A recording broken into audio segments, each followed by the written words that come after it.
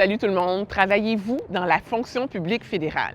Si c'est le cas, je ne sais pas si vous avez remarqué que votre employeur, le gouvernement, refuse de plus en plus toutes les demandes d'accommodement pour le télétravail, même si c'est pour des raisons médicales. En tout cas, il y a un syndicat, en fait même il y en a deux qui ont remarqué ça, qui sont en train de se poser de sérieuses questions. C'est ça, Estelle? Ils disent que le gouvernement est déraisonnable parce que des fonctionnaires qui souffrent d'anxiété ou d'incontinence se font refuser de faire du télétravail. L'Institut professionnel de la fonction publique du Canada accuse le gouvernement de multiplier les refus d'accommodement pour inciter les fonctionnaires à quitter leur emploi, alors qu'Ottawa doit réduire la taille de ses effectifs. Radio-Canada a demandé à 10 ministères des données sur le nombre de demandes d'accommodement acceptées et refusées.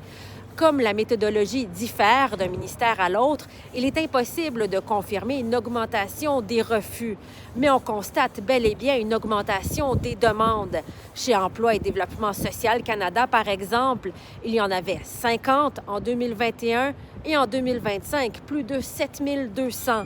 Le secrétariat du Conseil du Trésor, lui, assure qu'il n'y a eu aucun changement de politique au sein du gouvernement et que chaque demande continue d'être traitée au cas par cas. OK, merci beaucoup, Estelle, pour tout ça.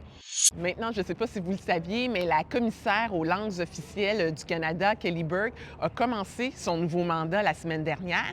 Et le moins qu'on puisse dire, c'est que ce mandat-là, elle l'a commencé sur les chapeaux de roue en pleine crise entourant la vidéo unilingue du PDG d'Air Canada.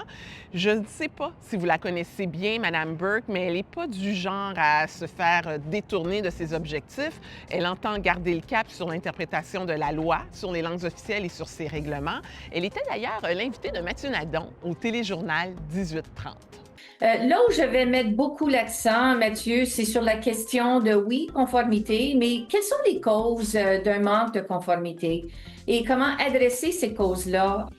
Et en terminant, ça va bien, super bien à Wendover, dans l'Est ontarien. Ça va même peut-être trop bien parce que le village se voit dans l'obligation de mettre un frein à son développement pour le reste de l'année. Pourquoi? Bien parce que sa station de traitement d'eau potable imaginée a atteint 98 de sa capacité.